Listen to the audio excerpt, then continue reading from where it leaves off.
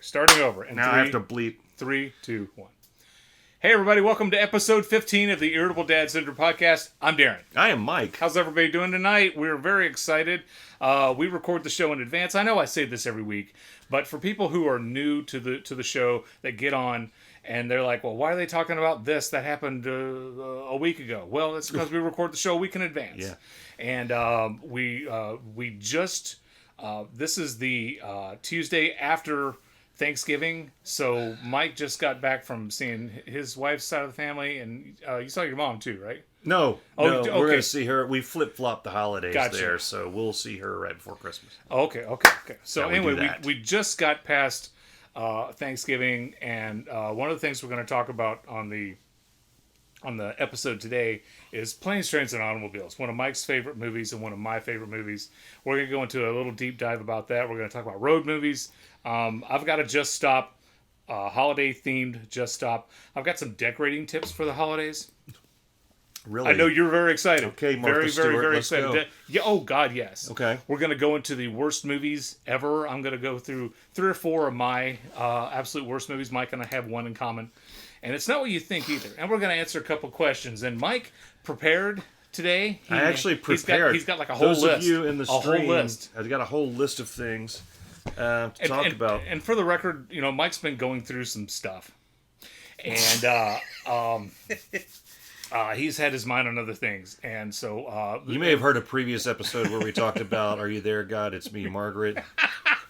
Boy, I went through some stuff after I read that. I was like, how come I'm not having a menstrual cycle? What's wrong with me? Okay. Jeez. All right. But anyway, Mike has been doing a lot of behind-the-scenes stuff. He has really beefed up our website. Go to irritabledadsyndrome.com. And listen, Christmas is coming up. Go to the merch section. Merch, M-E-R-C-H. And there's perfect stocking stuffers available. There's coffee cups, hats, T-shirts, hoodies, masks, your COVID. Don't go out in public without your Irritable Dad Syndrome mask. Stickers. You're crazy if you don't go to the merch section at irritabledadsyndrome.com. Right, Mike? Exactly. Crazy. Insane. I know. Nuts. So anyway. They're hawking stuff again. Go ahead. Yeah, absolutely. Absolutely we are. You're damn right. Yeah, so... we got my comedy money's not rolling in, so I've got to put everything I've got into this podcast. So I feel like I'm going to do a disclaimer on this for at least the next few episodes. Okay. We've gotten good responses to the whole Twitch thing. Mm-hmm. I screwed up last week. Right. There's a little button that you're supposed to, little radio dial in the Twitch thing. You're supposed to click to tell it to save your videos. And I did not have that clicked because you may have noticed that in the last episode I'm like, hey, we're going to be saving it. It's going to be on there for you future. Lied. I lied. He didn't do it on purpose, folks. It was an accident. We all have accidents. I actually did do it on purpose. I wanted to watch the... Some people like to watch the podcast burn. But this one, I actually clicked the little radio thing. It's going to be saved on there. Mm-hmm. I'm going to take the video, like I said last time. Right. I'm going to have to quack out some stuff and put it on the YouTube. The thing with the stuff. YouTube got all corporate, and they're not going to appreciate an unquacked feed. Right. But what you guys need to know, and what I'm going to keep saying, you guys are going to get sick of this. I'll do this until about episode 20, and then it's going to be Wild West. Right. This is unquacked. If you're watching live on Twitch... take the kids out of the room. Take the kids out of the room. Occasionally Mike says bad words. Or leave the kids in the room. I mean, they're going to learn sometime. I watched Halloween when I was 7. Yeah. Rambo was shanking people when I was 8. You gotta expose them. What are you going to do, shelter them for the rest of your lives? Just hear a little kid go, Mommy, what's a Cleveland steamer? Well, honey, it's similar to a Boston pancake. But you tend to... Anyway. I think you're thinking of the rusty trombone. Never mind. Okay. Sorry. Yes, the rusty trombone. Anyway, we just had Thanksgiving. Libby and the kids and I, we stayed home, had Thanksgiving here, and we put up our Christmas decorations and had a pretty nice time. How was your Thanksgiving? It was great. We did the exact opposite. Mm-hmm. We were un-COVID friendly. In that we journeyed. Mm-hmm. But we at our destination, we had like separate tables. Mm-hmm. We lived in the basement of their house while they lived in the rest of the house. They have very large, like completely contained. So, Okay. But what I wanted to talk about, we did a bunch of things. We had an epic game of Mafia. Yes. You played you guys introduced you to Mafia. Here, I'm asking you if you've ever played it. Yeah. We played about 7 or 8 rounds of it. Okay. I think we had one normal round. Right. Wherein no one broke the rules. Okay. Because we had because you can have, for those of you who don't know what Mafia is, it's basically Among Us in person. Mm-hmm. For those of you who don't know what Among Us is, it's like Mafia on the computer. And for those of you who don't know what either one of those is, it's a game everybody... Shut up. If you have a deck of Uno cards, you take out like 6 yellow cards and 2 or 3 red cards, depending on how many people you have in your party, and then you distribute them. The 3 people who have red cards are the murderers. They're killers. Yeah. Okay, there's people who have the yellow cards. I don't know why I'm doing this. Are townspeople, and everybody closes their eyes. And then the people who have red cards, secretly, without saying, "Hey, I got a red card," they open their eyes, and then they decide who they're going to take out, who they're going to kill in the group. Yeah. And then everybody opens their eyes again, and then you have to see if you can guess who the killers are among the group, among us. It's a fun game. It's a great little party game. My boss, Pete Solkowski, taught us how to play it, and then we taught Mike and his family how to play it. So anyway, and your kids absolutely love it. Excuse me. Yeah, you mentioned an Uno deck. Mm-hmm. I do not recommend a Curious George Uno deck, which is what we had, because if it's red, all the cards are yellow, like the man. They're all yellow and red. Right. So they said if you have a red card, I'm looking, the border is red, the middle of it is yellow. It was extremely confusing. Mm-hmm. So that led to multiple rounds of screw ups. Right. Anytime I became the doctor, I'm saving myself, man, every time. I don't even know. We don't play with the doctor, but... Well, the fun thing about that is that I didn't care who knew who I was, because I was just going to save myself. Right. So every time I was saving myself, every time I was like, "Doctor, who do you want to save?" I'd be like, "This guy," Screw the rest of you. Screw everybody, yeah. So it didn't end well, but we laughed ourselves silly. It's a fun party game. It really is. It is. You should try it out.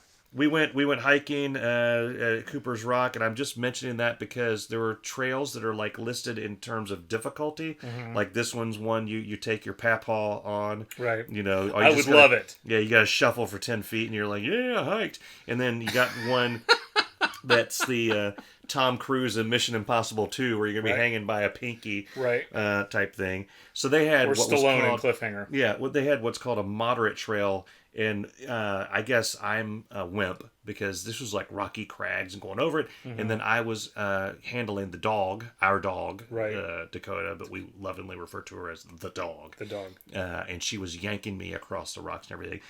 But all of that stuff, I went, there's 2 other things I want to talk about the trip. One is I went to the Walmart. And wait, you didn't go on Black Friday, did you? Yeah, accidentally. So here's the thing. How do you accidentally? Our kids It's like I slipped and I got up and I was in Walmart. That's what happened. Our kids needed winter coats. Did they have lime sherbet? I didn't check. It's a callback to last week. Callback. But, it wasn't until I was walking in and I needed some things. And I was walking in and I'm like, holy crap, it's Black Friday. What am I doing in the midst here? Here's something that I noticed. Right. The people who were not wearing masks were your standard Black Friday people. It was like a standard amount of people, like at the Breaking Bad Walmart down here, what you would normally see. Right. But you would see people like masked and with a few items going through and like that covey, shifty-eyed, like, I wonder if he has it. I wonder if they got something. That type of thing. The people that had no mask, when they had their shopping carts just full of crap, they were there for the Black Friday thing. Right. I thought that was extremely interesting. It was to me. Yeah. It was like people watching. You see somebody with like a container of Lifesavers, and a loaf of bread and their mask. You see some dude go by with like 5 TVs, no mask, just spitting disease and bile everywhere. What was I was going to talk about something else. It was awesome. Oh, the last part of the trip. Okay. We're on our way back. All right. We stop at a gas station. I can't remember where this is, but it's a gas station that has a Subway attached to it. Okay? Right. Which I'm not opposed to. No. For years, at the UDF down the road here in Westchester, they had or BP, they had a Subway in there. I got my subs there all the time. Mm-hmm. Wonderful. When you walk into this gas station, though, it smelled like there was not that someone had walked in with gasoline on their feet, like they had a gas leak in there of gasoline, like someone had dumped a 55-gallon drum of gasoline in there. Like when Jesse Pinkman tried to burn down Walter White's house. It was Yes, it was like Jesse Pinkman had just been in there. It was shocking. Right. And there were people ordering subs, and I'm like, how are you ordering subs? Don't you smell this? Right. And the person making the subs, I'm not judging, but I am. They were an upper lipper with the mask. They had the mask just covering the bottom lip, the upper lip, and the nose, the snoot, if you will, were exposed. The snout, even. Yeah. Okay. While they're making the sub, when you breathe, it comes in and out of the nose. Yeah. Not driven like this doesn't accomplish anything. I think they had that down so they could get more of the gasoline aroma. Maybe. So I was waiting. I was waiting to use the restroom. For some reason, there was a line for the restroom. We're at Subway in the middle of Botswana, Ohio, and there's a line for the rest. So I'm waiting, and I had enough time to people watch, and I saw a woman ordering a sub, and she was doing the thing that I talked about in the Just Stop a few episodes ago, going into like extreme detail. I want the turkey and a provolone sub, but I want it toasted. But not the bread toasted. I would like the cheese microwaved, and then the left part of the sub toasted. Right. The right part, I would like you to dip it in water. This is just all this stuff, and I'm sitting there thinking, pickles, but only if they're sour pickles, not the sweet gherkins. You are in the midst of a gas, a lean. Somebody sparks anything in here, we're all dead. Yeah. You left flavor. Any of these concerns about health or flavor or whatever should be on your sub out in the parking lot when you walked in. And by the way, underneath the gasoline smell was the smell of feces and urine, because the bathrooms look like they hadn't been cleaned in years. So you have all this wafting around. Isn't road travel awesome? And this woman's like talking about, well, what kind of mushrooms are those? Are they the, whatever? And I'm just like, just stop.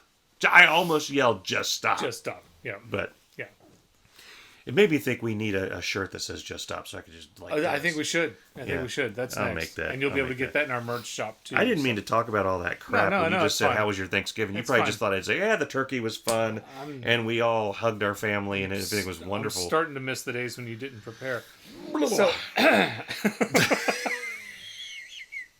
So something that we posted on our page. Sorry. Was it's all right. Go. You know what? I didn't. I had to get that out.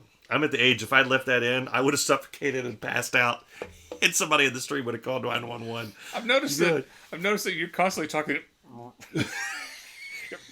You're constantly, holding in the belches there with these stories. Well, you should come over to our house where we're just hanging out. There's farting and belching. And I'm a picking and I'm a grinning. Yeah.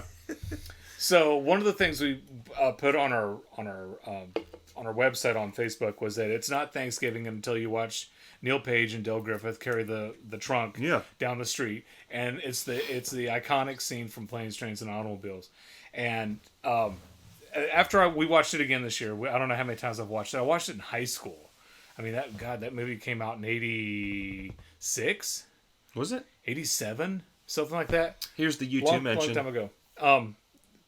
It got me into U2.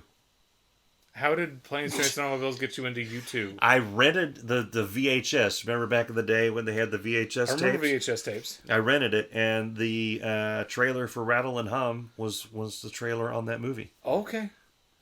I did not know that. And it showed the opening of Where the Streets Have No Name. See, I didn't like U2 then. I thought they were just pompous jerks. and I got the, well, I mean, they are. well, but I got the joy of seeing the music and hearing the music and seeing this before I found out who it was. Right. I was like, Okay. And then I bought Joshua Tree, and the rest is history. Continue. Well, so I was on the YouTubes, and as Mike affectionately refers to it, and I found a nice little mini documentary about the movie. And I knew there were some uncut scenes, but what I didn't know was that movie was supposed to be 3 hours long. When John Hughes wrote it, the movie was 3 hours long. That's like the Avengers. Yeah. Okay, that's like Lord of the Rings. Lord of the Rings. Yeah. Neil Page and Del Griffith took the ring to Mordor. To Mordor. Okay. And so the movie company said, "Yeah, you've got to cut some stuff down." So they cut Get out here and throw that ring in the volcano. She's little, but she's strong. Our first baby came out sideways. She didn't scream. So they cut it down to 2 hours, and then they said, "No, it's still too long." So they cut it out an extra half hour. Good Lord! So, yeah, I know. Okay. So I'm watching this documentary, and they're talking about things that they cut out. You know, there's like a longer scene when they first sit next to each other in the airplane, and then there's a scene where they're eating the airplane food, which is pretty funny. But a couple of things I didn't know. Neil's wife was convinced he was having an affair. Because every time he would call home from the airport, he's like, "Yeah, I'm in Wichita, and I'm with this guy, Dell. All right. And we're sharing a room together." And she's like, "You're sharing a room with a strange person that you met," and she didn't believe it. Yeah. And so that's why at the end where she was like in tears. She looks weird. Yeah. Yeah, she's like in tears. I'm like, "Come on, woman. He's just got a couple of days." I've always wondered about that. I was just, when we were watching it this couple days ago, I was like, why does she look like... I thought it was them being overly dramatic. I was like, come on. Yeah. She thought he was having an affair. And another couple of things that I learned from this was when they had the car, and the car they drove between the two semis and it was destroyed, and they're driving, and Michael McKean pulls them over. Yeah. They were driving back to Chicago. They overshot Chicago by like 100 miles. Okay, they passed Chicago by 100 miles. They could have been home an hour and a half ago. Yeah. Right? And Neil was so upset that they started fighting with each other, got out of the car, and they had like a fist fight. He punches John Candy, Dell, in the eye, which is why he has a black eye in the last 20-some minutes of the movie. I didn't notice that. Yeah, I didn't either. And Libby's like, "Yeah, you never noticed he had a black eye." And then there's a scene when spoiler alert for anybody who hasn't seen this, when Neil goes back for Dell at the subway station, or the train station. They go and they have coffee and they're talking, and Dell tells them that Marie died 8 years ago, and that he couldn't go back home. The memories are too rough or whatever. But and it's really tough being alone at the holidays. So he typically clings to people. And I guess this is like the worst clinging experience that he had. But he would typically like gravitate around people because he didn't want to be alone at the holidays. Wow. And so I'm like, oh my God, all this really pertinent information. So I'm going to get the link. We need a director's cut. I know. So I'm going to post the link of this. I mean, I just spoiled the little documentary for anybody who wants to watch it. It's only like 15 minutes. I'm going to post a link to that on our Irritable Dad Syndrome page. I might actually go to our page. Yeah, exactly. But we don't know if the footage is around. We don't know what's ever what happened to the footage or what. But it would be great to see a director's cut of it. Oh yeah. But something that Mike asked on our page was, what are some of the best road movies of all time? And you guys got on and we're talking. There was a lot of people who loved the original Vacation, National Lampoon's Vacation. Excellent movie. I can't believe I didn't think. Sorry, folks, park's closed. The moose outside should have told you. Yeah. The remake is good too. Have you seen the remake with that? I did not see the remake. It's really good. I'm not really big into remakes. I know, but it's pretty good. Okay. Well, it's not really. It's like he's Rusty, right? Yeah, it's not really a remake. So it's not a remake. It's sort of a reboot. Yeah. But Ed Helms plays Rusty. Yeah. And then Clark and the mom. They're actually in there. Yeah, they're in. Yeah. No, I didn't see it. Yeah. So anyway, Vacation made it on there. A couple people said The Cannonball Run, which is a great movie. I missed that one too. And speaking of remakes, I always wondered, like, if you could remake Cannonball Run, who would you put in like remaking Cannonball Run? Burt Reynolds' character, George Clooney.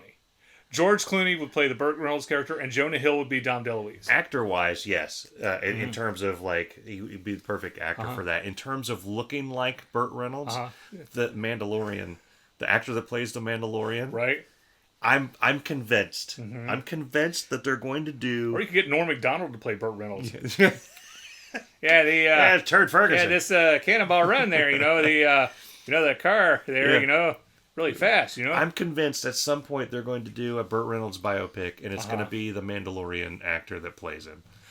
Pedro Pascal? Pedro Pascal. Yeah. If you've seen him, well, you watched Game of Thrones. You saw him in Game of Thrones. Who was he in which one was he in Game of Thrones? He was the guy that, the mountain, just crushed his head. That's what he was called the Viper. The episode was the Viper versus the mountain. Okay. Or the Viper fights the mountain or whatever. Okay, I'll have to go back. I love Game of Thrones, even though I couldn't tell you what happened because he refuses to wear a helmet in that fight. So there's a meme going around saying that's why he wears it all the time. Yeah, he learned his lesson. He learned his lesson. But if you watched him in Narcos, he's also in Narcos. I tried watching Narcos one time, and I really wasn't in the mood to think really hard. Yeah. Or to read. Yeah. Or to read the closed captioning. So I got off of that and then found Parks and Recreation and watched 5 episodes of Parks and Rec instead. So you got to be in the right mood for it. But he's very very Burt Reynolds-y looking in that show. Okay. So I remember thinking they're going to do a biopic of Burt Reynolds, and that's the guy. And instead they made him the Mandalorian. Yeah. So I think the Muppet movie was a great road movie. Moving right along. I'm not going to sing for you. Follow that bird. Yeah, follow that bird. Yes. Yeah. I love Follow That Bird. My mom took me to that because my dad refused to. He refused to take me to a Sesame Street movie. I would go alone and see that now as a 40-something. My friend Natasha Shell from Science Hill High School, she always talked about how, she says, Darin, you're the only person I know who liked the movie Follow That Bird, who saw it, who raved about it. I don't know anybody else who saw it. I did. This Big Bird's shining moment. Those were the golden years, man. Of movies, of movies that there was a Muppet in every movie back then. Yes, that was that time period. Yeah, they were everywhere. Yeah. I know they weren't in Never Ending Story, but that was still kind of in that realm of timeline there. Your buddy, what's his name? Andrew, Andrew Jackson Gibbons, our lawyer. Yes, or concierge. How do you say conciliere? Consigliere. He picked that just because he knows I can't pronounce like that. Our Robert Duvall of the episode of the show. Wasn't he the consigliere in Godfather? The Godfather, yes. Okay. Yes. So we're just going to call him our Robert Duvall. Mentioned Midnight Run. Which is my all-time favorite. Charles Grodin and Robert De Niro. So, okay. So in the pre-show, I was talking about this. It's one of my favorite scenes in any movie, anything. It's one of the... I never saw it in the theater. So, I don't know that I did either. So, you know my buddy Matt Box. Yeah. So we went to... me and Tay and Stape went to go visit his family in Florida. And we were staying at his grandmother's place. And she had a screened-in porch. And me and Box were out there. And Midnight Run came out. I'd never seen it before. And it was one of those things that was just on TV, just two guys just sitting there watching. Ended up watching the whole movie. Yeah. Laughed myself silly. It's one of my all-time favorite movies. But my favorite scene, period, is they go into the shop, coffee shop. They don't have any money. And Charles Grodin says to she comes around, she's like... counterfeit bills. No, not that. Okay. She comes up and he's like, how much is the coffee? She's like, 53 cents. How much is the tea? 53 cents. I'll have the tea.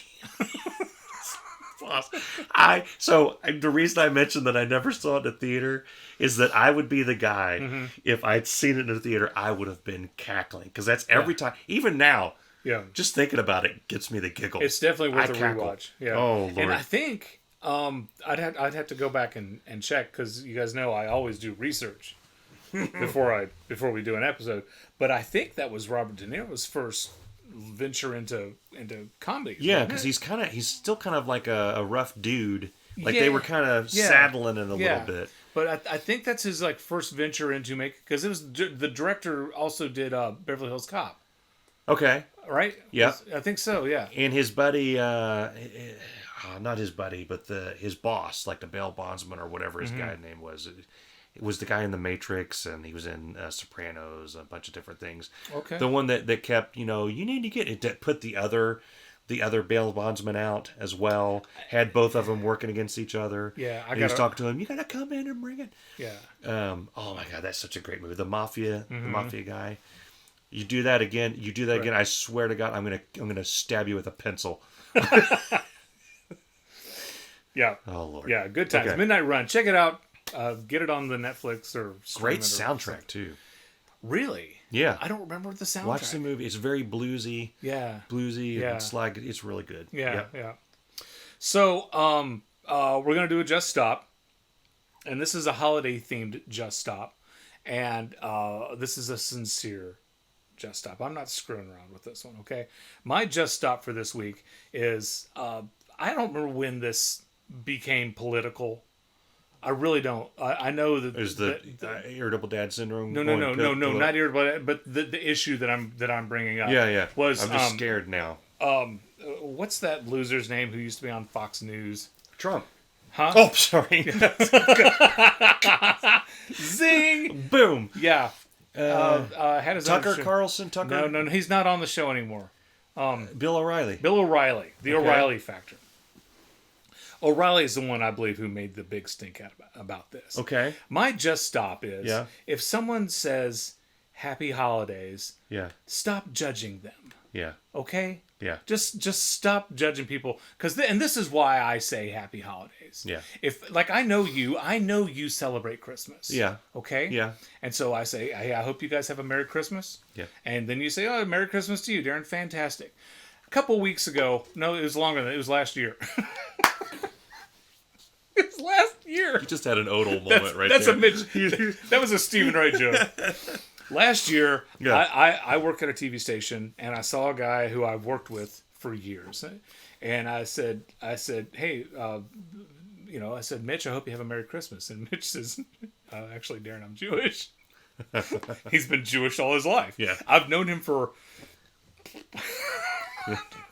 15 years. Yeah. Never knew. And Yeah. then I felt horrible. He says, you don't need to feel horrible. You didn't know. Yeah. Like, I'm sorry. But anyway, Yeah. so it's like, when you wish someone happy holidays, Yeah. you're hoping that they enjoy Thanksgiving, you're Yeah. hoping that they enjoy Christmas, Yeah. and you're hoping that they enjoy New Year's. I don't care if they enjoy Thanksgiving. Well, I know you don't because you're a jerk. Yeah. Okay? There it is again. That's one of my things. I'm Yeah. a nice guy. Yeah. When I wish someone, Okay. hey man, happy holidays, Yeah. I'm hoping that they enjoy all of them. Yeah. And it's like if you're Jewish, I hope you have a fantastic Hanukkah. Yeah. And whatever, but people A have happy Hanukkah. People, It's yeah, got some happy alliteration Hanukkah. there. Yeah. People have politicized it, and they've turned it into. It's like they're afraid that it's like, oh, the people who say happy holidays are afraid that they're going to offend somebody.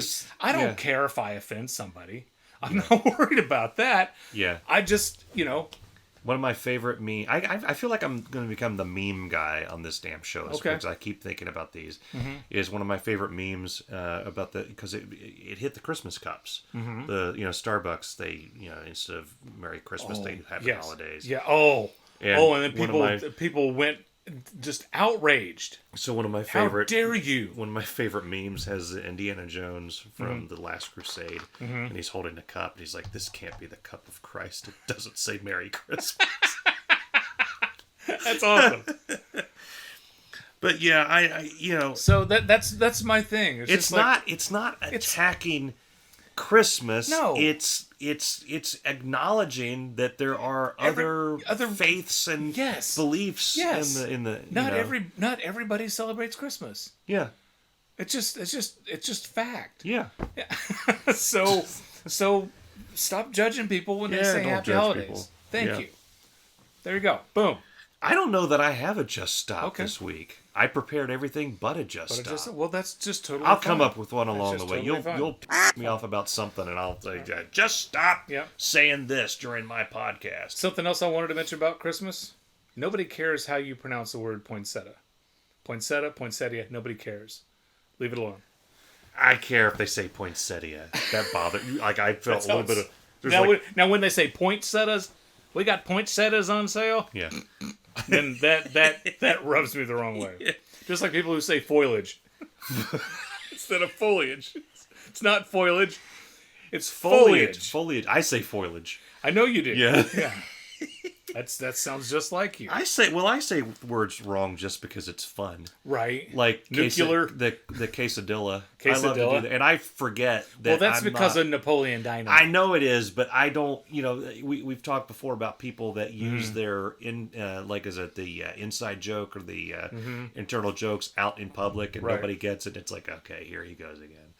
I do quesadilla so much that's what I like order. Like if I want a quesadilla, and we're at Chewy's or something, I was like, give me a quesadilla. There was one. One time. We would go out for lunch, and she's like, "Ooh, let's go get a gyro." That's another one. Gyro. I do that, and the gyros. At Findlay Market downtown Cincinnati are delicious, by the way. So just to make Bess laugh, I used to pronounce sausage sausage. Because that's the way it's spelled. Sausage. Instead of garage, I say go garage? Outside in the garage because of Norm Macdonald. Well, one of these times we went to Bob Evans, and I thought it would be funny to order sausage. And I even got Bess's approval before I ordered it this way. I was like, I'm going to order sausage. And, I don't know what I expected. She approved you ordering that, or she approved you saying that? She approved me saying that. Okay. And she actually had the decency to giggle a little bit when I did it. The lady taking the order just stared at me.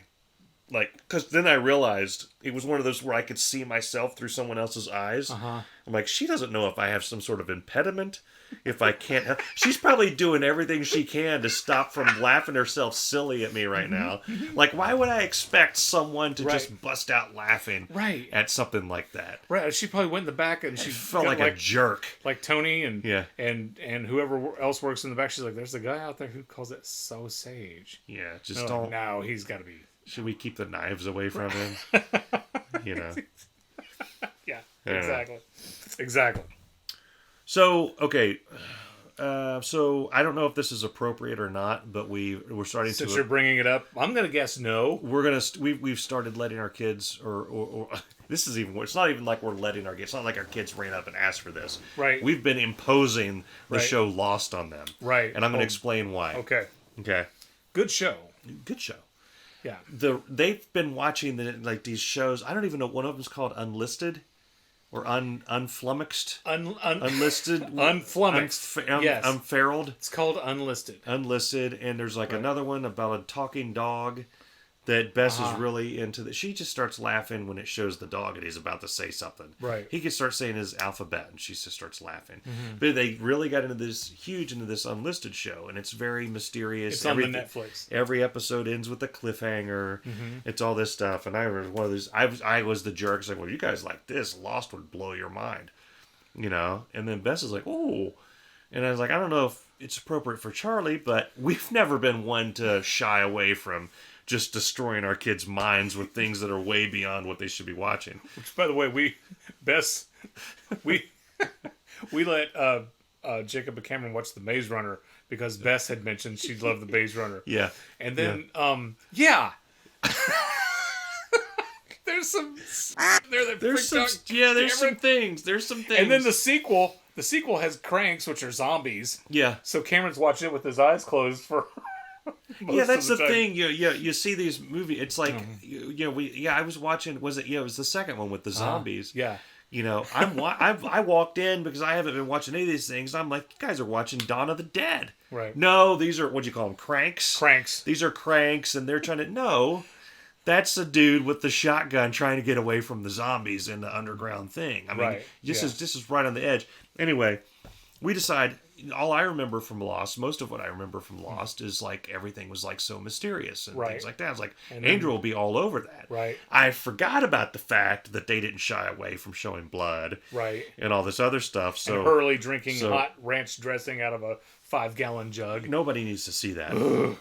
But so the first, I know people haven't watched this in a long time. The first episode, they find a pilot, and then the spoiler.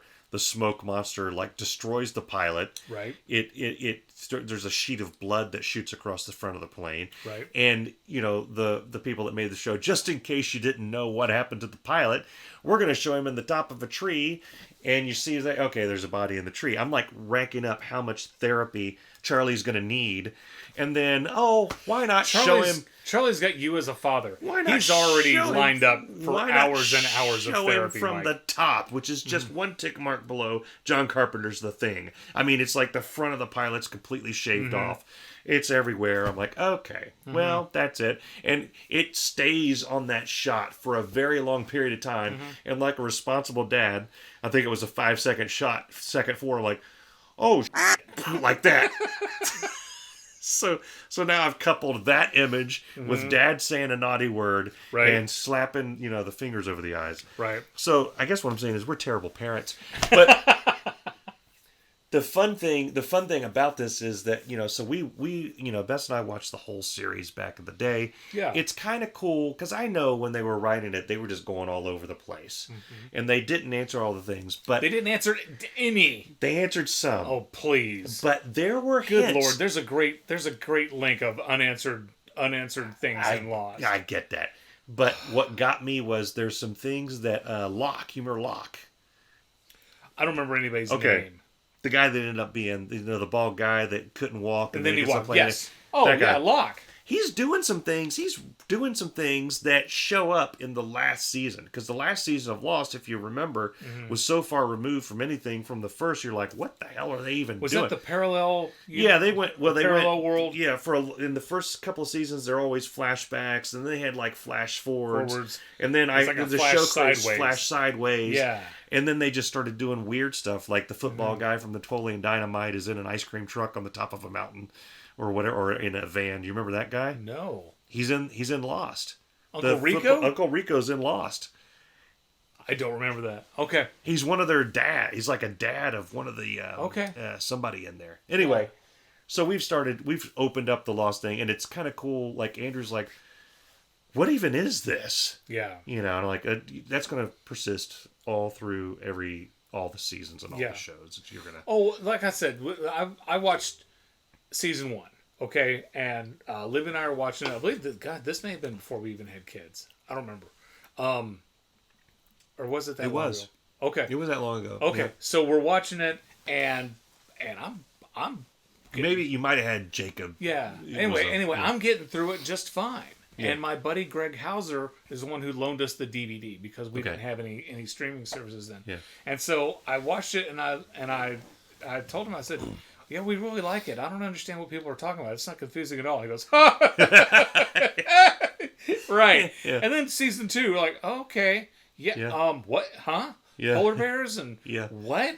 And now there's the people on the other side of the island and the others. And then then there's the ranch dressing, and then there's the shaft opens up, and then they have to put the numbers in. What happens if we don't push the numbers? I love the I did all too. that. Yeah. I did too. Yeah. I did too. And then when the pendulum, by the time the pendulum came on, I don't remember the pendulum. The giant pendulum that kept going back and forth. No. And that's when they found the dude with the long hair. Not the sexy guy. The other, Desmond. That's who we named. That's why Charlie's middle name is Desmond. You named your kid after somebody on Lost. Well, okay. I named my kid after Harrison Ford. So Jacob Harrison Cox, and Libby's like, he is not named after Harrison Ford. I'm like, whatever you say. Well, there's plenty of famous people named Desmond. So yeah. Yeah. So anyway, the last episode comes on, and Libby and I are like, what? And then it ended, and we're like, okay. So but here's the thing. Yeah. It's like if I don't know. I don't mind movies that have people have a tendency to, when a movie ends a way they don't like. Yeah. They're like, that's a bad ending. Well, sometimes things have sometimes stuff doesn't go the way you want it to, right? Yeah. And I accept that. Like the bad guy gets away at the end. Because, good guys don't always win. Yeah. Okay, I accept that. Yeah. But at the end of this, we're like, but I thought that they were what? And J.J. Abrams had said, and he and like some of the other writers had said, we're gonna wrap this up. Yeah. They didn't wrap it up. He's a liar. Okay, so here's the thing. So a lot of people, and we want J.J. Abrams to come on our show, and we're gonna discuss it with him. Okay, spoiler alert for The Sopranos. I've watched 4 episodes. If you haven't watched all The Sopranos and you care how it ends, then I guess stop. One of the worst endings of all time, from what I hear. I love it. Yeah, it's split. So the reason I love it is because there's exactly enough information for what happened at the end. Right. Do you? You do. Okay. And the creator of the show, I forget the name. People have to see it. David Chase. Is that the guy that created the show? I think so. Yeah. So he was kind of a jerk about it for like a year. He was like, it's all, you don't need any more information. You know what happened. It's there. Right. And then people are like, no, it's not explicit. It's not, like somebody saying, hey, he killed this guy and that's what happened. And he came out and said, yes, this happened. Here's the clue. Right. There's a bunch of YouTube videos out there about what happened. So in that sense, that one's where it's all the information it is there. I think it's a great ending. Mm-hmm. Then you got Lost, where I've watched some explanations about it, and I kind of got it, but then I watched some explanations, and it's like they can't catch everything, because you watch the explanation, you're like, okay, I get that. What about the coconut in the guy's face and the thing on the third season? What was that? Just like stuff like that. So I get it, and I've read enough about it. We talked about it on the last episode. Part of the way they wrote it is they didn't know themselves where it was going, and they kind of, there was a question, was that Penny's boat or not? Right. And I said it was until it wasn't. I think that's irresponsible. It could be, but who cares? If you're gonna let a show go on for if you read if you're a Stephen King fan, right, you'll like that kind of stuff. Yeah. If you can't stand that, which I know we've already had this discussion in the last episode, then that'll rub you the wrong way. Right. But there's more wrapped up than what people, I think, give it credit for. Right. Like we've talked about 6 Feet Under. 6 Feet Under, I think, has the greatest finale of any TV show ever. Yeah. And spoiler alert, if you haven't seen 6 Feet Under, you need to. You really need to. Not only does it end the story, but it follows every main character and shows us what happens to her, what happens to her, happens to him, and him. Yeah. It leaves nothing behind. Yeah. Nothing. And it's the greatest. Yeah. Now, a buddy of mine, he told me I was wrong. Lots of people do. Said that Breaking Bad had the best ending. I'm Breaking Bad, and I absolutely love Breaking Bad, but it didn't. The reason why it didn't have the greatest ending of all time is because it left that major, like, what happened to Jesse? Yeah. And then 7 years later, or whatever, they explain that. Yeah. But at the time, you're like, really? Yeah. Really? But it was it was a satisfying ending. It was, with the exception of Jesse. And you were left to think, well, Jesse just got away, and he's gone. And then what blew me away with El Camino, I was comfortable because I think you said it was 7 years. Is that about, something like that? Something like that.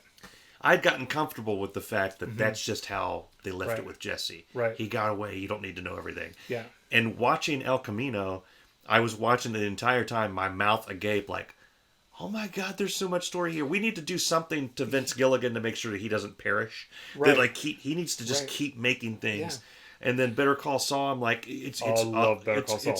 Love it. The dude is a great storyteller. But the thing with Jesse, when Jesse left, like, he's got no money. No. He's got nowhere to go. No.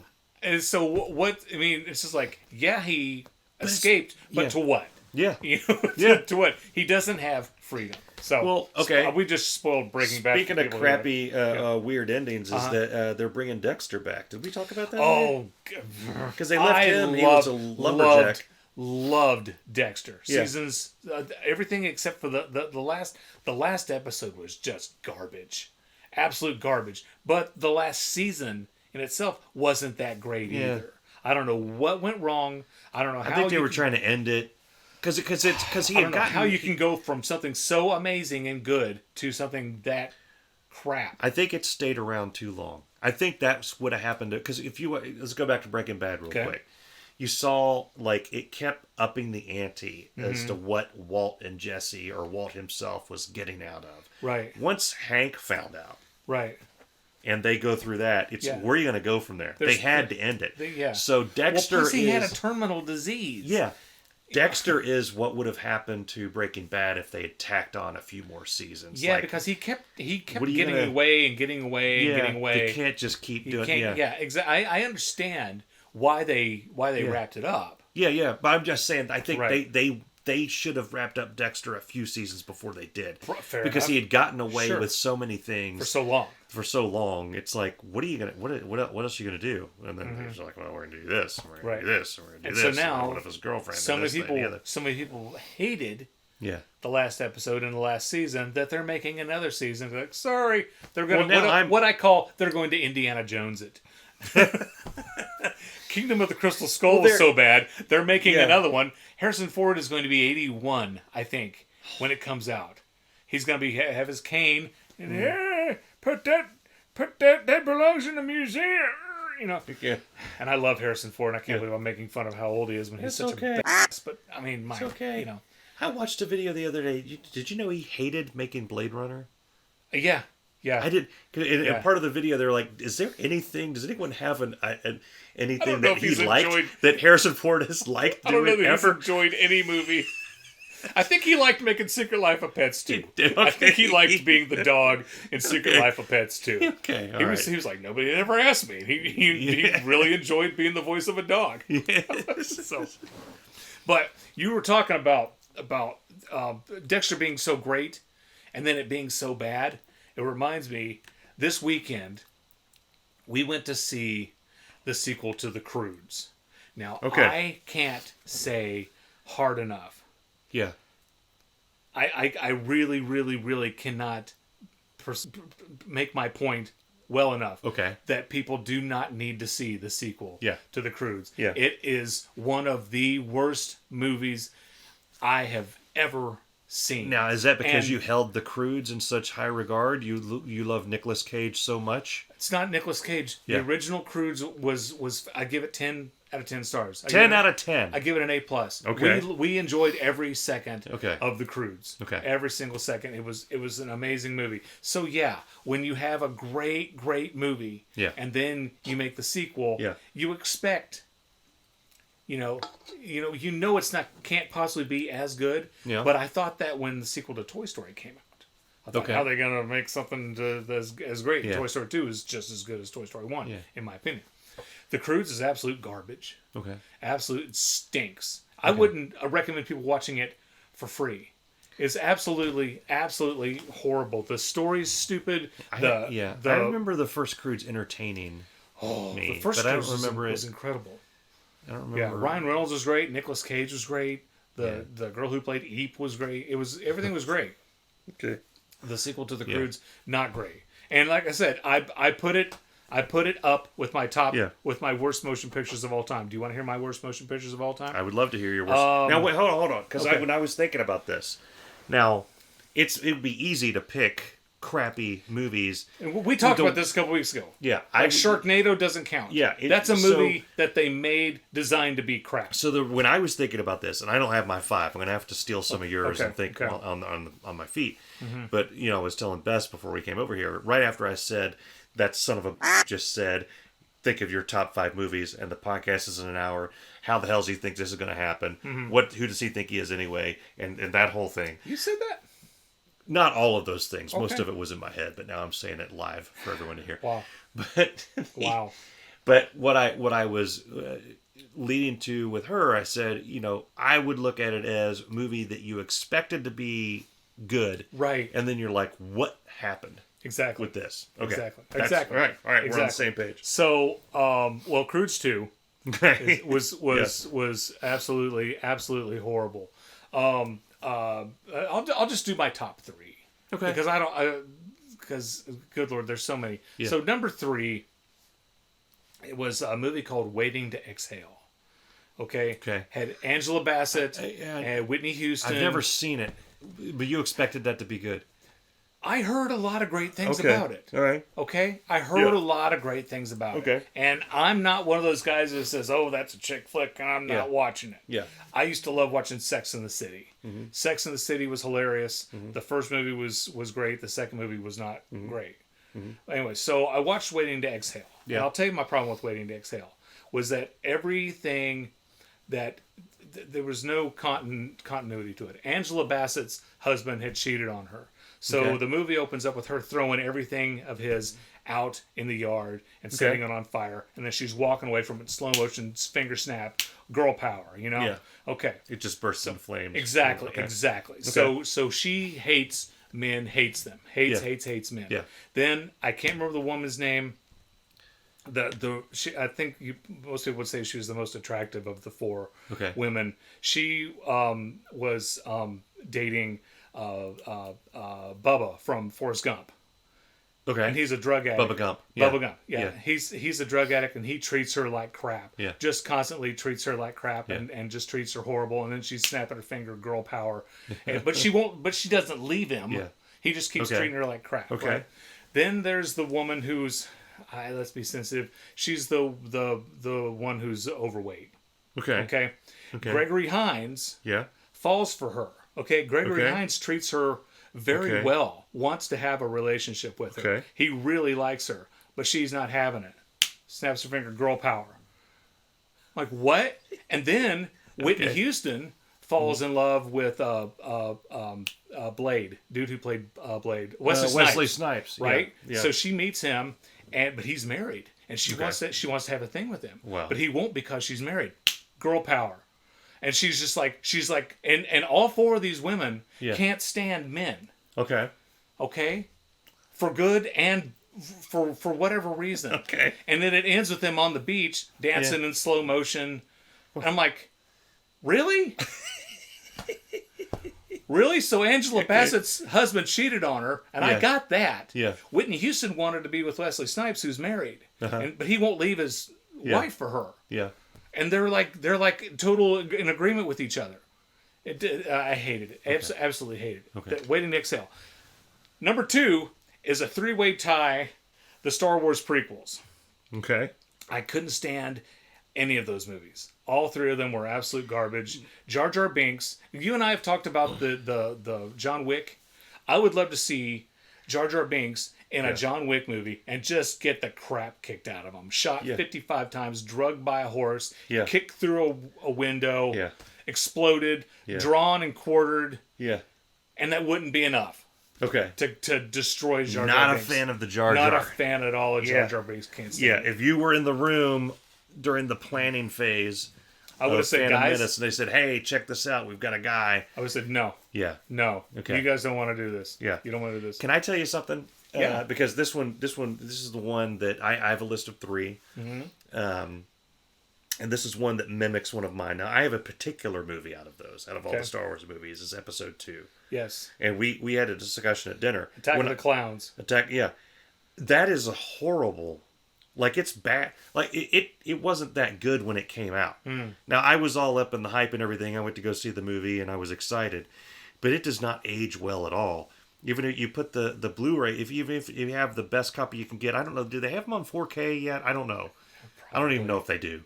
But even on Blu-ray, George Lucas did. I'm sure he's released it 55 times, each time with different stuff in it. But it's weird, like the digital technology doesn't scale the way film does. That's why they can get like a 4K of Scarface and it looks better. Right. But it doesn't work that way with Attack of the Clones. Attack of the Clones just looks as crappy as, I mean, it looked great when it first came out, and now just, so you've got that on top of this weird love story where he's talking about how sand is rough. Yeah.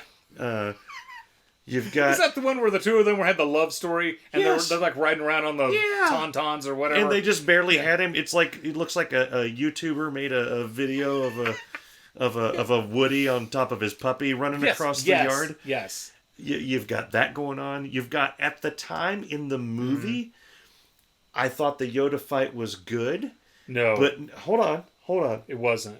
It was, I think it's like, what is that called? Stockholm Syndrome? I think I was stuck in a 2-hour movie. I just seen this love story of the sand and it's rough.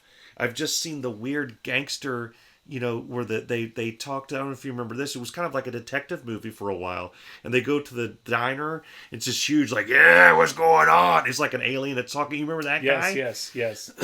You know, and the actors, they haven't really nailed down They would that hug you're each other looking, and pat each other on the back, Yeah. and their fat would ripple. yeah, and they haven't really gotten God. down where to look. Farted? So like in the Yeah. Lord of the Rings, they kind of got that wrapped up. It's like, okay, there's a Lord of the dragon Rings, they over did it there. right. Look that way. And Yeah. in Star Wars, it's like they're all cockeyed a bit, looking at and it's really bad in Attack of the Clones. Yeah. So you've got that going on. You've got Dooku with his weird lightsaber, which I thought was cool then. But now it's annoying. You got General Grievous, a robot with a wet hacking cough. Okay, no. Don't stand up for General Grievous. No. I'm not going to stand up for General Grievous. He's just like I'm going to point out something. from all his years of smoking Pall Malls. I'm going to point out something that really annoys me about the hardcore Star Wars fans. Right. It makes me think they're not real hardcore. Because you say that around somebody who's like a super Star Wars fan, they're like, well, in the Clone Wars episode 3 of season 4, you see that he was smoking Pall Malls. Exactly. You know, his whole life. You and literally that's why just he's stole got my the, joke. got the Whatever. thing. And and it's like, no, they realize somebody that wasn't sitting in the same room with George Lucas came up with that to try to explain, and he didn't have to get it signed off by anybody. He didn't have to do anything like that. He's just, they're coming up with a way to explain this stupid thing in your show. Yeah. Now, you look at Mandalorian, and we're going to talk about Mando here in a bit. Oh, I love the Mandalorian. And know one, what? one of our questions is this week is about the You Mandalorian. don't have to explain with Mandalorian. No. It's like just sit down and enjoy. watch. Yeah. It's like Empire Strikes Back. Do you have to explain anything? Well, you have to explain that kiss between Luke and Leia a bit. You got to see like, well, if you watch the movies as they came out in theaters, yeah. It's like if you watch them the way Lucas suggests in the chronological order, then you already know that they're brother and sister, and it's weird. Yeah, but yes, exactly. Yeah. That realization. I know. But what you here's the do thing. is you watch, and I don't call it Episode 4, A New Hope. I call it Star Wars. You watch Star Wars, Empire Strikes Back, and then you watch Return of the Jedi. Yeah. And then As God intended. You can watch Force Awakens. Yeah. You can skip. So you don't want any of the prequels. Last Jedi. Yeah. Yeah. You can even watch Rogue One before Star Wars if you want. Yeah.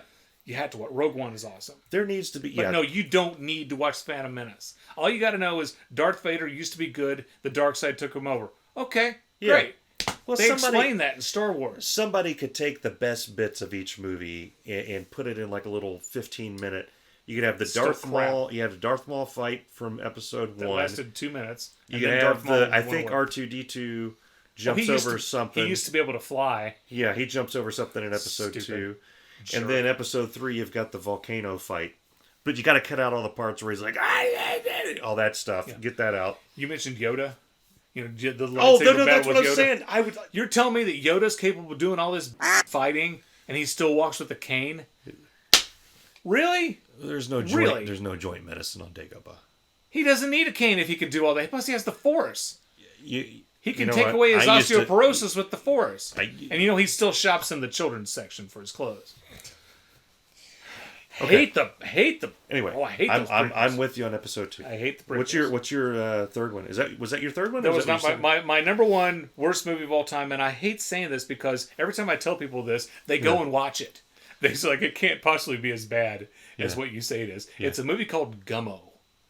There's a guy named Harmony Korine. Yeah. Harmony Korine directed a movie called Kids. Yeah. Okay. Yep. Kids is a good movie. It's very hard to watch.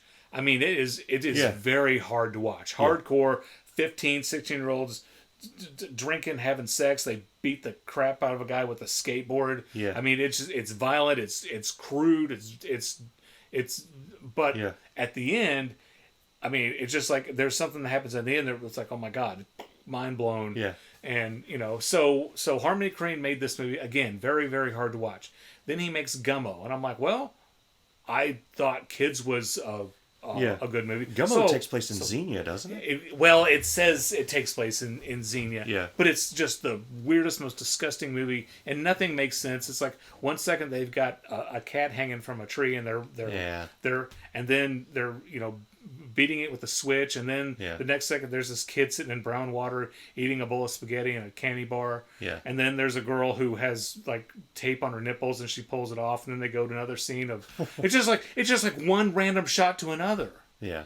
It makes it nothing happens. So have you seen the YouTube videos of him on late night shows like on David Letterman trying to be interviewed? And Letterman was not a fan of Harmony Korine. Okay. There's a lot of things out there about what Harmony Korine did and said, and I think he really offended Meryl Streep one time, and but anyway, that's my worst movie ever, and then still people will go, oh, it can't be that bad, and then they watch it, and then So mine aren't ranked. Okay. But I instead held with the rule that these are movies that I thought would be really good. Right. And then ended up being horrible. Okay. So we already talked about episode 2. Yes. That was one of them. The next one is the first movie I ever turned off. People talk about like, well, I walked out of the theater. Uh-huh. I'm like, well, what's the point? You can still sit there and eat popcorn. I've only walked out of the theater one time. Okay. Yeah. It was The One. Jet Li, The One. Okay. I rented it. Yeah. I was excited. You still walked out of the theater? I walked out of my apartment and burned it down. No. I was watching it and I was like, I don't even think it was through. It has like a whole bunch of exposition in the beginning. I don't even think it was through that. I think there might have still been like people's names popping up. And I'm like, I don't really have time for this. Okay. And I didn't do anything else the rest of the day. I just didn't watch that movie. It was awful. It was terrible. I don't even remember. It was something about he's like going to, there's like parallel universes. There's a version of you in all the different universes. And if you go kill all the versions of you in the different universes, then you get their power. It's like Highlander, but made by somebody writing the script in crayon. Right. Back to the Future meets Highlander. Yeah. Yeah. Okay. So that one. And then I guess my number one or the last one I'll talk about is Winnie the Pooh. Now stay with me, okay? The Winnie the Pooh with Ewan McGregor, the live action version. No. This was. I don't think it was. This was a cartoon. Was it still a cartoon? This is a cartoon. How can you hate Winnie the Pooh? This came out. I took Andrew to this. Okay. And I ended up reading a book on my phone during the movie because he, for some reason, liked it. It was So I read all these reviews. He got like 5 out of 5 stars. It's Winnie the Pooh. 2 thumbs up. It's fresh. All this stuff was like, it's great. And somebody said Winnie the Pooh is fresh. Well, here's the thing. When I read little snippets of the reviews, because I just don't look at the score, I read what they're saying. They're talking about the symbolism. Okay. And this, that, and the other, and it's impeccable. This and the colors used in this scene match what Winnie's going through, and that should have been a real big red flag.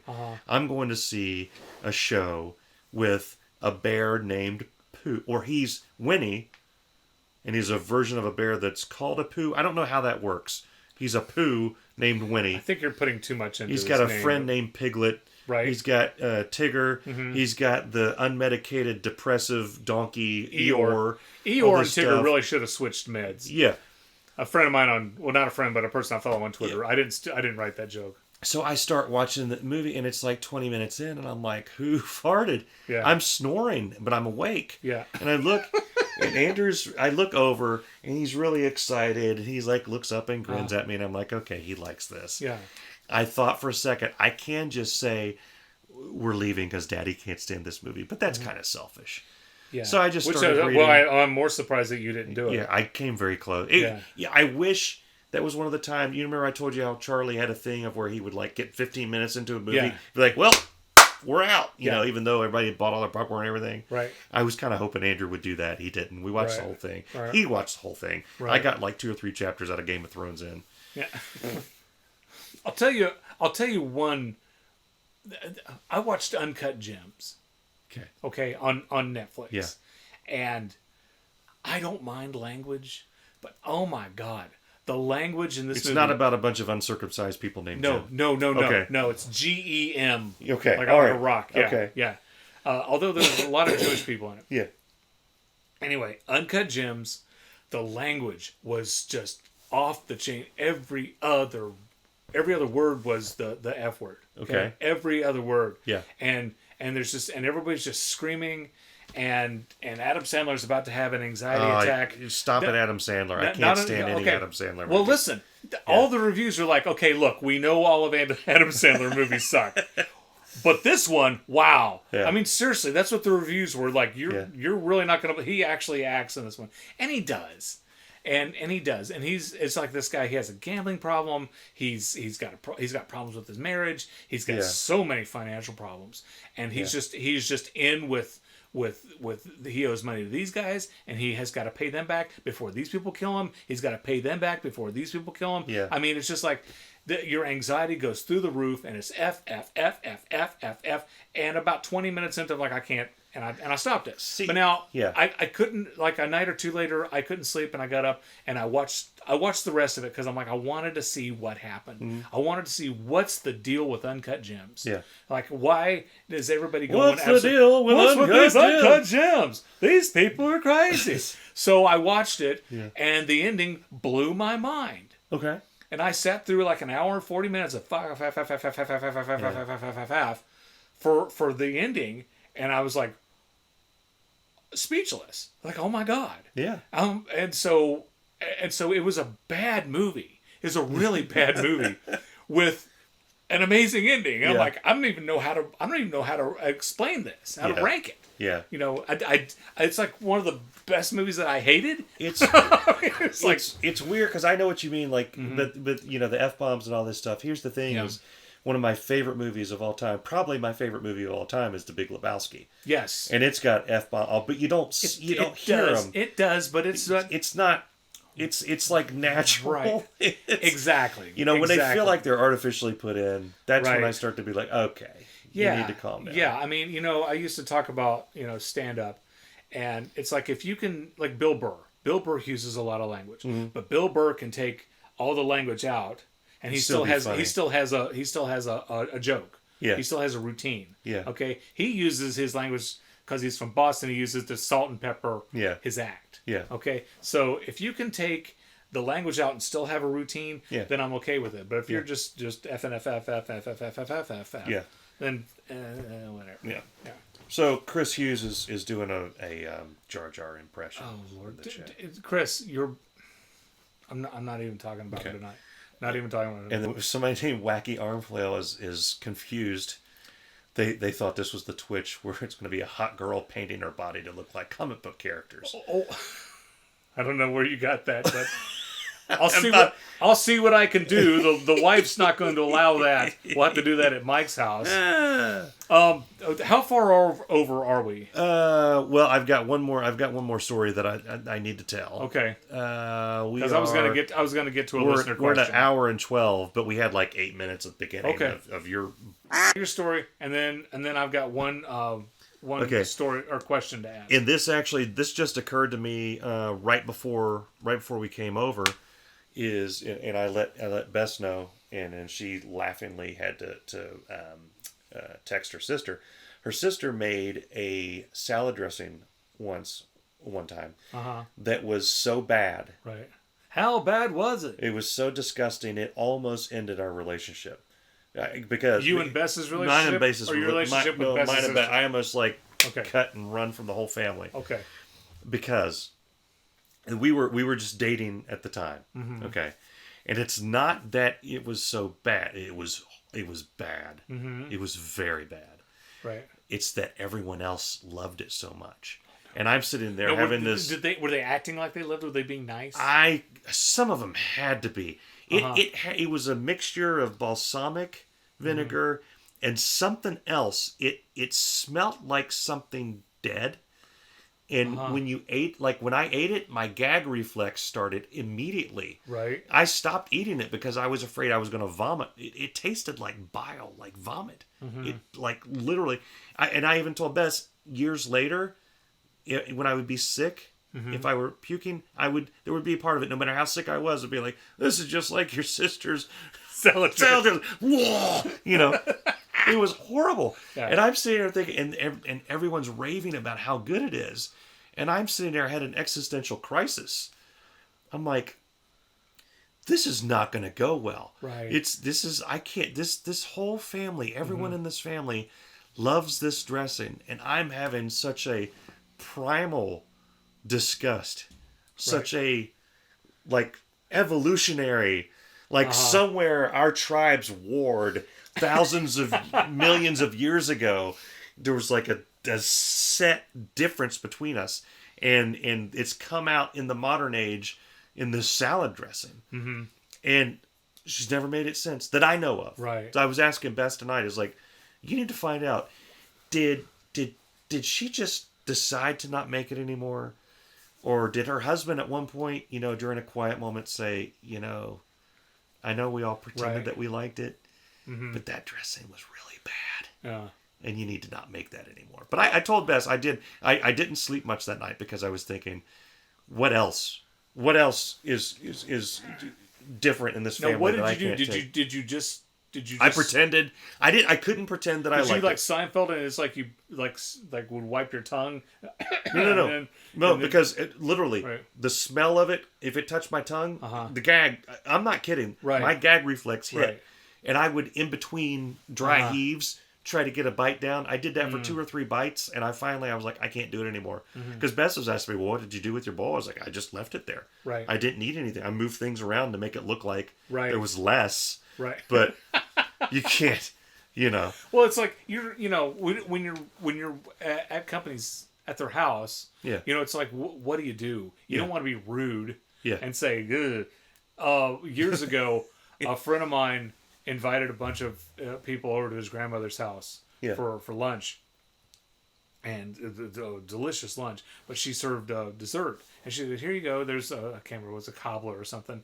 And she slopped cobbler out on everybody's plate, or pie, or I can't remember what it was. And I take a bite, and I realize that it has walnuts in it. Now I'm not allergic to walnuts. I just hate the taste of walnuts. I can't stand walnuts, and so I like kind of got it. And got it out of my mouth, and then I'm trying to discreetly pick the walnuts out and then kind of hide them behind my napkin. Yeah. And then everybody's just talking, having a great time, and she stops. She goes, "What are you doing?" And my friend says, "He's picking the walnuts out. He's picking the walnuts. Get him." I said, What? What'd you throw me under the bus for? Yeah. It's just like, what the hell? And then it's like, what are you doing? Do you not like my? Turned it into a whole thing, and then I've offended his grandmother. Yeah. I'm like, I just, So now anymore, it's just like, not liking something isn't good enough. You have to tell people, oh, I'm deathly allergic to kale or to balsamic. Yeah. It's like, oh, I didn't realize this had lettuce in it. I'm allergic to lettuce. Well, just tell people you're allergic. Just lie. I was telling Bess, and one thing that like surprised me about her family, but endears me to them, right? As the years have gone on, is they're exceptionally honest. Yeah. If you make something and they don't like it, they'll look you dead in the eye and say, "This is disgusting." Which it took me a long time to get used to that, but I love it now. And I told Bess, if she had made the dressing this past weekend, I would have been like, if the kids weren't around, I'd been like, this is why did you, what part of you thought this was good? Yeah. And I said to her husband, do you think this is good? Yeah. Really? You're letting this happen? You were both allowing this to happen in your house? Yeah. But at the time, it was so early, I was just like, gag it down. Gag it down. Yeah. Good lesson. All right, we gotta answer a couple questions real quick. Steve Farrell wanted to know if our claymation special is going to happen. No, it's not. Unless you know someone, Steve, who can do claymation. And then Chad Brady had a great question, which is right up your alley. He wanted to know if will Grogu on The Mandalorian, will he talk like Yoda when he gets older? And that's a great question. Yeah. I mean, I don't know. I have nothing to do with the show. By the way, all you damn baby Yoda people, right? He now has a name. Grogu. So shut the flip it's up with Grogu, your baby. We don't have to have that fight anymore. Right. I think that they did that because they got sick of people being like, it's the child. It's not really baby Yoda. Because technically Yoda has just... Yeah. So I don't know. It's like part of me thinks... I don't think so. I'm kind of hoping not. Because I thought the way Yoda talked was great in Empire, and then his cameo in Return of the Jedi. Not so much in the prequels. I got really, really tired of Yoda in the prequels. Like, to the point where it's like, I'm going to kick you in the face. He's not lovable. No, he's not. He's not cute. He's a jerk. He's annoying in the prequels. And that's another reason why I hated that movie, because they made me dislike Yoda. Yeah. So, but there you go. And then in the sequels, though, is that what we're calling the 7, 8, and 9? Is that what those are? One of my favorite moment in all three of those movies was, and I'll admit it, I teared up in the theater. Right. When Luke and Yoda were sitting by the fire. Right. Just talking. Mm-hmm. That was cool. It choked me up a little Last bit. Jedi was not my favorite of the series. Yeah. I thought it lacked a lot. One good thing about Last Jedi was they gave C-3PO and Chewbacca more time. They were like completely. They're like wallpaper. You know. Yeah. You barely saw them. Yeah. In the Last Jedi or the Rise of Skywalker. Which one? Rise of Skywalker, Last Jedi, Last Jedi, Rise of Skywalker. Rise of Skywalker is the last one. Force Awakens, Last Jedi, Rise of Skywalker. So in Last Jedi, C-3PO is barely in it. Yeah. Chewbacca barely in it. I don't remember the Rise of Skywalker. We don't even see R2-D2, right? Yeah. Pivotal or characters. Last Jedi. I don't remember. They were pivotal. They were main primary characters, and it's like they wouldn't have R2-D2 helped them win the battle on. I don't remember the Last Jedi. I remember. Luke sends a freaking hologram of himself, and then has a coronary on the side of a cliff. Luke is just a those movies. He does the blue milk thing. Yeah, and that bugged me too, because I'm like. Really, you're gonna make him just intolerable. For a minute I had a brief moment of panic when we were seeing that, because I thought that didn't really happen. No, it happened. It was so out of it that I thought, my God, I just passed out and created this in my mind. Well, something that bugged me was we never had the Han Luke reunion. Yeah. Right, and we didn't have the Han Lando reunion either. Yeah. It's just like, come on. You're gonna get these. You're gonna put one in this and one in that, one in that. Yeah. And so I don't know. I think they focus primarily on the new people, but I'm like, you know what? It's like, why are you making this for all the new crowds when there's still so many people around who were there for the originals? Yeah. So I don't know. Yeah. There you go. Well, listen, this has been our 15th episode. We hope you had a good time. Go to irritabledadsyndrome.com. Leave us a review. Check it out. Let us know what you think. Drop us some questions on Facebook. We're on the Twitter. We're on the Instagram. And I think we're going to keep doing the live thing. There's a link to this on our website. I'm trying to link everything on our website. Right. I would like everyone to follow us on Facebook and Twitter. Yeah. But for the most part, we record on Tuesdays. We'll probably do it on here like we're doing. I say about 7:15. That gives us 15 minutes of cussing and fighting before we actually turn it on. Oh, and if you're the person in France who downloads our episode, thank you so. We were worried. You. We want to hear from you. Yes, please. We want to hear from you, because seriously, every week the new episode drops, and within a couple of minutes, our listener in France is on it. Except today, I was worried. I told Darin I started getting the notifications from the different places, and I was like, France is not on there. I'm like, oh my God, what did we say? Yeah, I don't know. To off the French, and then I just saw and on my way over here as I was getting out, I looked again and they downloaded. So they're still with us. We also want to thank you because the show is becoming more popular. We had more downloads today than any other day. In the history of Irritable Dad Syndrome. Trending up. And then we just hit 500 downloads. Yeah. So that's another milestone. Yeah. And, Mike and I were just doing it because, we wanted to. But, we're really happy that you guys are enjoying it. So thank you. And everybody except for Chris Hughes, thank you for listening. And we'll see you next time. Yep.